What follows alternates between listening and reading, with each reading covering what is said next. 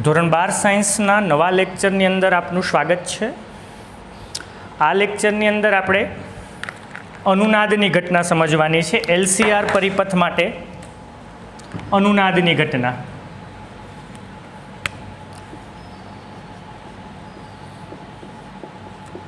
LCR AC પરિપથ માટે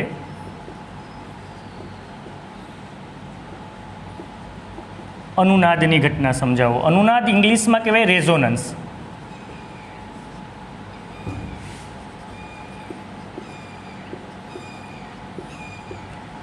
તો આપણે અગાઉના લેક્ચરની અંદર જોયું હતું કે જ્યારે L ઇન્ડક્ટન્સ વાળો ઇન્ડક્ટર, C કેપેસિટન્સ વાળો કેપેસિટર અને અવરોધ R ને શ્રેણીમાં જોડી અને જો એને AC સપ્લાય વોલ્ટેજ લાગુ પાડવામાં આવે, AC સપ્લાય વોલ્ટેજ V બરાબર VM સાઇન ઓમેગા ટી લાગુ પાડવામાં આવે તો કોઈ ક્ષણે એમાંથી પસાર થતો વિદ્યુત પ્રવાહ I હોય અને એ પ્રવાહ I બરાબર શું હોય? IM sine omega t plus or minus phi. યાદ કરો, આપણે અગાઉના લેક્ચરની અંદર આ ભણ્યા હતા. જ્યાં IM બરાબર શું થાય? IM બરાબર VM અપોન Z થાય, જ્યાં Z ને શું કહેવાય? ઇમ્પિડન્સ કહેવાય. અને LCR પરિપથ માટે ઇમ્પિડન્સ કેટલું હોય? યાદ કરો, √R² plus XL minus XC નો હોલ સ્ક્વેર. યાદ આવ્યું? અને હા, ફાઈ યાની કે કળા તફાવત શું હોય? tan inverse XL minus XC upon શું હોય? R. આ વસ્તુનો અભ્યાસ કર્યો હતો અને એની અંદર આપણે 3 જુદા જુદા કન્ડિશન લીધી હતી. પહેલામાં XL ગ્રેટર ધેન XC લીધા, પછી XC ગ્રેટર ધેન XL લીધા અને ત્રીજી કન્ડિશનમાં શું કીધું હતું? XL બરાબર XC. બસ એ ત્રીજી જે કન્ડિશન છે એ કન્ડિશન અનુનાદ માટેની છે. યાની પહેલાં તો અનુનાદ એટલે શું, રેઝોનન્સ એટલે શું, આ શબ્દ આપણે 11 સાયન્સની અંદર દોલનોના ચેપ્ટરની અંદર ભણી ગયા. યાદ કરાવું, દોલનોના ચેપ્ટરની અંદર આપણે ભણતા હતા કે જ્યારે બાહ્ય આવર્ત બળની આવૃત્તિ અને પ્રાકૃતિક આવૃત્તિ સમાન થાય ત્યારે કંપ વિસ્તાર મહત્તમ થાય અને આ કંપ વિસ્તાર મહત્તમ થવાની જે ઘટના છે ને અનુનાદની ઘટના કહેવાય. ત્યારે મેં ઉદાહરણ આપ્યા હતા કે ભૂકંપ થાય ત્યારે ઊંચા માળની બિલ્ડિંગ નથી પડતી, નીચા માળની બિલ્ડિંગ નથી પડતી, પણ મધ્યમ માળની બિલ્ડિંગો પડી જાય. કારણ કે ભૂકંપ વખતે ભૂકંપની આવૃત્તિ એ બાહ્ય આવર્ત બળની આવૃત્તિ અને મકાનની આવૃત્તિ સમાન થઈ જાય એટલે મહત્તમ કંપ વિસ્તારથી દોલનો કરે, જેના કારણે મકાન તૂટી જાય. અને બીજું ઉદાહરણ આપણે કીધું હતું કે પુલ હોય, બ્રિજ હોય, એની ઉપર સૈનિકોને માર્ચિંગ લેફ્ટ રાઈટ કરવાની મનાઈ હોય. કારણ કે ત્યાં પણ જો સૈનિકોના માર્ચિંગના કારણે બાહ્ય આવર્ત બળની આવૃત્તિ અને બ્રિજની આવૃત્તિ સમાન થઈ જાય ત્યારે કંપ વિસ્તાર મહત્તમ થાય તો એ બ્રિજ તૂટી પણ જાય. તો એ યાંત્રિક રાશિઓની અંદર ભણ્યા હતા, પરંતુ એ જ વસ્તુ વિદ્યુતની અંદર રહી શક્ય છે.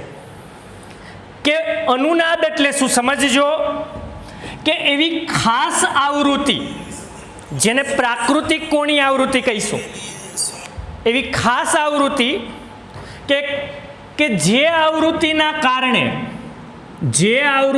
કારણે ઇન્ડક્ટિવ રિએક્ટન્સ, પરિપથનો ઇન્ડક્ટિવ રિએક્ટન્સ અને કેપેસિટિવ રિએક્ટન્સ સમાન થઈ જાય. જોજો, LCR પરિપથ માટે અનુનાદ એટલે શું કે કોઈ એક ખાસ આવૃત્તિ માટે પરિપથનો ઇન્ડક્ટિવ રિએક્ટન્સ અને કેપેસિટિવ રિએક્ટન્સ સમાન થઈ જાય ત્યારે ઇમ્પિડન્સ શું થાય? ઇમ્પિડન્સ એટલે આમ તો √R² plus XL minus XC નો હોલ સ્ક્વેર થાય. યાની કે XL અને XC સરખા થાય તો આ પદ 0 થઈ જાય. તો ઇમ્પિડન્સ Z છે એ કેવા થઈ જાય? R થઈ જાય કે નહીં? યાની કે ઇમ્પિડન્સ અવરોધ જેટલા જે ન્યૂનતમ હોય એનાથી નાનો કોઈ દિવસ હોય જ ન શકે. યાની કે કોઈ ખાસ આવૃત્તિ માટે ઇન્ડક્ટિવ રિએક્ટન્સ અને કેપેસિટિવ રિએક્ટન્સ સમાન થાય ત્યારે પરિપથનો ઇમ્પિડન્સ ન્યૂનતમ બને તો વિદ્યુત પ્રવાહ કેવો થાય? જોજો, IM બરાબર આમ તો VM અપોન Z થાય, પરંતુ પરિપથનો ઇમ્પિડન્સ ન્યૂનતમ यानी कि इम्पीडेंस न्यूनतम छेद न्यूनतम हो तो आ महत्तम थी जाए, यानी कि विद्युत प्रवाह महत्तम बने ए जे घटना है। याद राखशू LCR एसी श्रेणी परिपथ माटे अनुनाद एटले शू के परिपथनो इंडक्टिव रिएक्टन्स अने केपेसिटिव रिएक्टन्स समान बने, परिपथनो इम्पीडन्स न्यूनतम बने अने परिपथमांथी पसार थतो विद्युत प्रवाह केवो बने, महत्तम बने। ई जे घटना छे ने अनुनादनी घटना कहेवाय। रेडी? तो अनुनादनी घटना थती होय तो एनो कड़ा तफावत शुं थाय? तो tan inverse XL minus XC upon R थाय के नहीं? तो XL અને XC सरखा है, XL माइनस XC 0, तो tan इनवर्स 0। tan નું મૂલ્ય 0 ક્યારે? યાદ કરો, tan નું મૂલ્ય 0 ક્યારે આવે? 0 અંશે, यानी कि कड़ा तफावत केवी थई जाए? 0। यानी हूँ फेजर डायाग्राम अनुनाद माटे दोरू, जो फेजर डायाग्राम अनुनाद माटे दोरू तो आम तो अहींया XL आवे, अहींया XC आवे, अथवा एम कहूँ VLM आवे, अहींया VCM आवे અને અહીંયા VRM આવે, પણ આ બે સરખા થાય તો VLM માઇનસ VCM તો 0 થઈ જાય। यानी कि અહીંયા કુલ વોલ્ટેજ, કુલ મહત્તમ વોલ્ટેજ કે વોલ્ટેજ અને પ્રવાહ બે એક જ દિશામાં હોય, કારણ કે કળા તફાવત કેવો થાય? 0। यानी कि अनुनाद માટે પ્રવાહ અને વોલ્ટેજ બંને સમાન કળામાં જ હોય છે।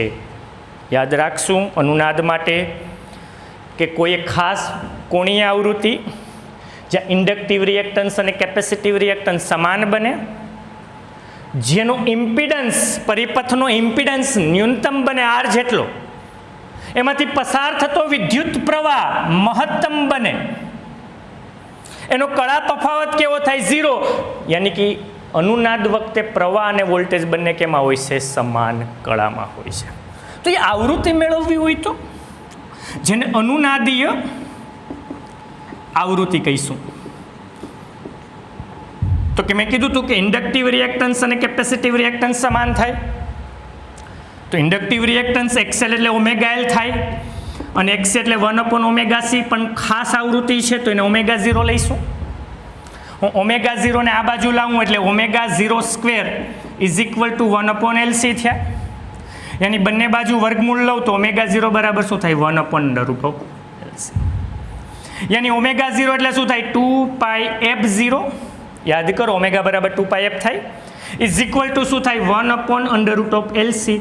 यानी कि f0 ने करता बनावूं तो 1/2π छेदमां मोस्ट इम्पोर्टન્ટ सूत्र अनुनादी आवृत्तिनुं f0 = शू थाय? 1/2π √ शू थशे? LC। यानी कि आ खास आवृत्ति ज्यारे आ परिपथमां आवशे त्यारे ज इंडक्टिव रिएक्टन्स अने केपेसिटिव रिएक्टन्स समान बनशे, અને જ્યારે ઇન્ડક્ટિવ રિએક્ટન્સ અને કેપેસિટિવ રિએક્ટન્સ સમાન બને ત્યારે એની અસર નાબૂદ થઈ જાય, યાની પરિપથમાં માત્ર અવરોધ હોય એમ જ વર્તે છે। ઓકે, તો આ જે LCR પરિપથ છે એનો ઉપયોગ ક્યાં થાય? તો કે એનો ઉપયોગ ટ્યુનિંગ માટે થાય, યાની પરિપથનું ટ્યુનિંગ કરવું હોય તો પ્રશ્ન થયો ટ્યુનિંગ એટલે શું? તો તમે રેડિયો સાંભળતા હોય 98.3 FM, 92 રેડિયો મિર્ચી, હવે લગભગ બધી જગ્યાએ FM આવી ગયા છે। તો રેડિયો સ્ટેશન ઉપરથી કોઈ એક ખાસ આવૃત્તિ ટ્રાન્સમિટ કરવામાં આવે, દરેક જગ્યાએ જ્યાં એનું પ્રસારણ શક્ય છે બધી જગ્યાએ આવૃત્તિ મળતી હોય, પણ બધા જગ્યાએ કંઈ ચેનલ ન આવે। તમારી ચેનલ લાવવી હોય તો જૂના જમાનામાં રેડિયો આવતા એમાં ખબર ગોળ સકેડું ફરવતા, પછી એ ના આવે એટલે આ ચેનલ આવવા વળગી જાય, ગીત વગાડવા વળગી જાય। તો એ જે તમે ચકડું ફેરવો છો એ શું કરો ખબર? એ તમે કેપેસિટરનું મૂલ્ય ચેન્જ કરો, यानी कि एनी अंदर फिक्स आवृत्ति फिक्स करेली होय। जो ये आवृत्ति तमारा रेडियो रिसीवर में आवी जाए एटले चेनल तमारा रेडियो में पकड़वा वळगी जाए, यानी कि केपेसिटर नी मदद थी आवृत्ति चेन्ज करी अने ई आवृत्ति फिक्स करवामां आवे, ट्यूनिंग करवामां आवे। तो एनी अंदर आ परिपथनो उपयोग थाय। एमां खाली RL के RC परिपथ होय तो ट्यूनिंग थाय नहीं, जो इंडक्टर अने केपेसिटर बंने हाजर होय तो ज ट्यूनिंग थई शके छे। रेडी? तो आ LCR परिपथ माटे अनुनादनी घटना हती। एक वखत जस्ट फरीथी कही दऊं कि ज्यारे इंडक्टर केपेसिटरना अवरोध श्रेणीमां छे त्यारे सप्लाय वोल्टेज लागू पाडो तो प्रवाह पसार थाय, તો પરિપથની અંદર પસાર થતો પ્રવાહ Im sin omega t plus or minus 5 હોય. આપણે આગળના લેક્ચરમાં ભણ્યા, જ્યાં Im એટલે Vm/Z. તો LCR પરિપથમાં ઇમ્પિડન્સ હોય √r² plus XL minus XC² હોય, અને કળા તફાવત કેટલો હોય? tan inverse XL minus XC/R.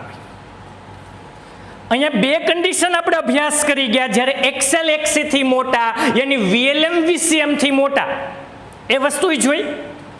બીજી કન્ડિશન શું જોયું? XL કરતા XC મોટા યાની VCM એ VLM કરતા મોટા. બીજી કન્ડિશન જોઈ. ત્રીજી કન્ડિશન શું? કે જો XL અને XC સરખા હોય, અધરવાઇઝ જો એમ કહું VLM અને VCM સરખા હોય. જ્યારે ઇન્ડક્ટિવ રિએક્ટન્સ અને કેપેસિટિવ રિએક્ટન્સ સમાન થાય કોઈ એક ખાસ આવૃત્તિ માટે, ત્યારે પરિપથનો ઇમ્પિડન્સ કેવો બને? ન્યૂનતમ. કારણ કે આ એકબીજાની અસર નાબૂદ કરી દે. XL માઇનસ XC 0 યાની પરિપથનો કુલ અવરોધ માત્ર અવરોધ જેટલો જ થાય, ન્યૂનતમ થાય. યાની પરિપથમાંથી પસાર થતો વિદ્યુત પ્રવાહ કેવો બને? મહત્તમ બને. યાની અહીંયા કળા તફાવત કેવો હોય? 0. આ ઘટનાને અનુનાદની ઘટના કહે છે. યાની કે અનુનાદ વખતે પ્રવાહ અને વોલ્ટેજ બંને સમાન કળામાં હોય છે. રેડી? અને એનો ઉપયોગ, અને હા, અનુનાદી આવૃત્તિ F0 નું સૂત્ર મેળવવું હોય તો XL અને XC સરખા, યાની ω0L અને 1/ω0C સરખા, યાની ω0 ને આ બાજુ લાવું એટલે ω02 બરાબર 1/LC, યાની ω0 અનુનાદીય કોણીય આવૃત્તિનું સૂત્ર જોજો. અનુનાદીય કોણીય આવૃત્તિનું સૂત્ર પૂછે તો એ થાય 1/√LC. પણ અનુનાદીય આવૃત્તિ પૂછે તો ω એટલે 2πf. F ને કરતા બનાવો F0 તો 1/2π√LC. તો આ મોસ્ટ ઇમ્પોર્ટન્ટ, આનો બહુ ઉપયોગ આવશે. અને આ LCR અનુનાદની ઘટનાનો ઉપયોગ ટ્યુનિંગ પરિપથની અંદર થાય છે. રાઈટ?